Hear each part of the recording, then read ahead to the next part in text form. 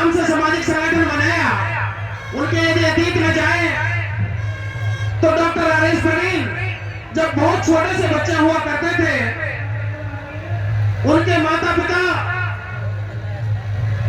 सरकारी टीचर थे और उनकी माता सरकारी टीचर कैसे हुई, मैं उसके बारे में भी आपको बताऊंगा।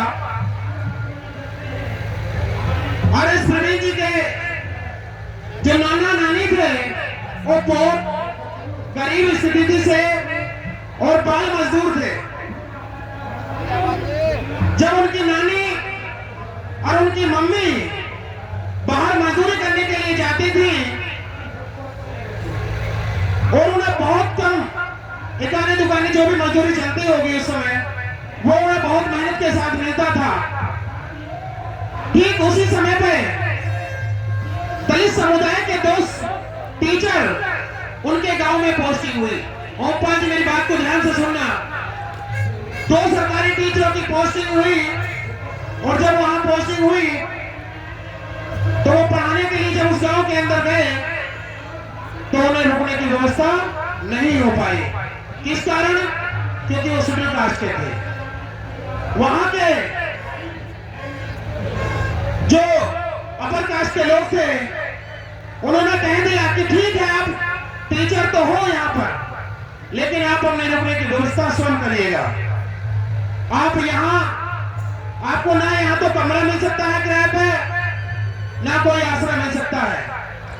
जब उन्हें पता चला कि इस स्कूल से ठीक कुछ किलोमीटर की दूरी पर एक दलित बस्ती है, उस दलित बस्ती में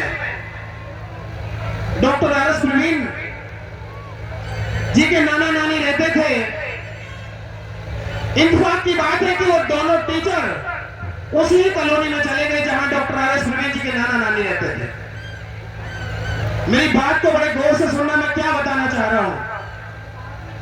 जब वो टीचर वहां पर गए तो उन्होंने कहा कि हमें पता चला है कि इस बस्ती में दलित समुदाय के लोग रहते हैं और हमारे बगल के ही किसी गांव में हमारा ट्रांसफर हुआ है, वहां हम टीचर बनकर के आए हैं।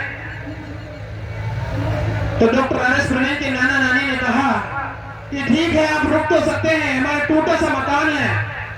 तो उस समय जो भी टाट के सामान होते थे वो उनके मकान में था, लेकिन उन डॉक्टरों को जब मास्टरों को जब कहीं व्यवस्था नहीं हो पाई तो उन्होंने वहीं पर रुकना उचित समझा। जब उन मास्टरों ने देखा डॉक्टर आर.एस. प्रवीण की नानी और उनकी माता जी बहुत कम उम्र में थी इस समय, और मजदूरी करने जब जाती थी तो उनके नाना से कहा डॉक्टर आर.एस. प्रवीण जी के कि आप अपनी बेटी को और अपनी पत्नी को मजदूरी करने कहां भेजते हैं। उन्होंने कहा कि पास के ही गांव में जो जमींदार लोग होते हैं उनके किसानी करने के लिए जाते हैं। उसी समय उन्होंने वो बात जहन में डाल ली। जब शाम हुई और शाम को जब उनकी नानी और उनकी माता घर वापस आई तो उन्होंने कहा कि यदि मैं आपको पढ़ाना चाहूं फ्री में तो क्या आप पढ़ोगी। तो डॉक्टर आर.एस. प्रवीण की 9 साल की मां ने एक जज्बा जागा। उन्होंने कहा कि यदि आप टीचर बन सकते हैं, आप मुझे पढ़ाना चाहते हो, तो मैं इच्छा शक्ति रखती हूं कि मैं पढ़ना चाहती हूं। और वही समय था कि वो पढ़ी 9 साल की उम्र में, और पढ़ने के बाद जब वो हाई स्कूल में आई तो अपने स्कूल की सबसे टॉपर महिला कहलाई, सबसे टॉपर महिला। तो यदि या ना वो टीचर उन्हें सीख देते, ना उस घर में वो जाते, तो हो सकता था कि वो महिला ना पढ़ पाती, और वो ना पढ़ती तो शिक्षा के महत्व को ना समझ पाती, और वो शिक्षा के महत्व को ना वो समझ पाती तो डॉक्टर आर.एस. प्रवीण आज IPS ऑफिसर ना होते, तेलंगाना राज्य के DGP ना होते। जब ये बात मुझे आर.एस. प्रवीण जी ने बैठ करके बताई तो मेरी आंखों में आंसू आ गए और वो भी रोने लगे। बोले मेरा इस संगठन को बनाने का मेन उद्देश्य यही है कि जो पीड़ा मेरी माँ ने सही है, जो पीड़ा मेरे नाना नानी ने सही है, वो पीड़ा आने वाली पीढ़ी ना सहे, इसलिए स्वरोजगार नामक समाजिक संगठन का निर्माण करा। और उसका उद्देश्य क्या रहा? उसका मेन उद्देश्य शिक्षा रहा। और शिक्षा किस प्रकार की कि जो हमारे समाज में दबे कुचले, शोषित, वंचित एवं जिनके पास पढ़ने के लिए पैसा नहीं है, उन लोगों को, उनके बच्चों को और शिक्षा मुहैया कराते हैं। किस तरीके से काम करता है संगठन, मैं आपको बताता हूं। यदि इस संगठन से कोई भी व्यक्ति जुड़ता है,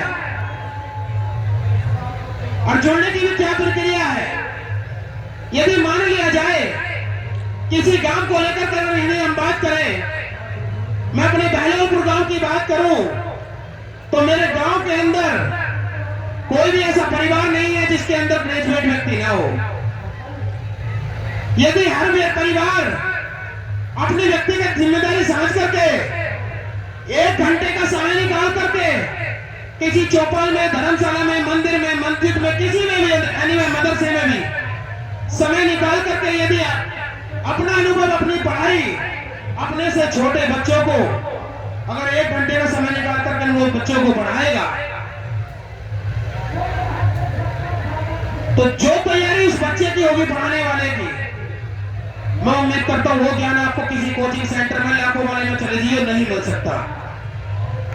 क्योंकि कई गुना ज्यादा उस पढ़ाने से कई गुना ज्यादा आप पढ़ते हो।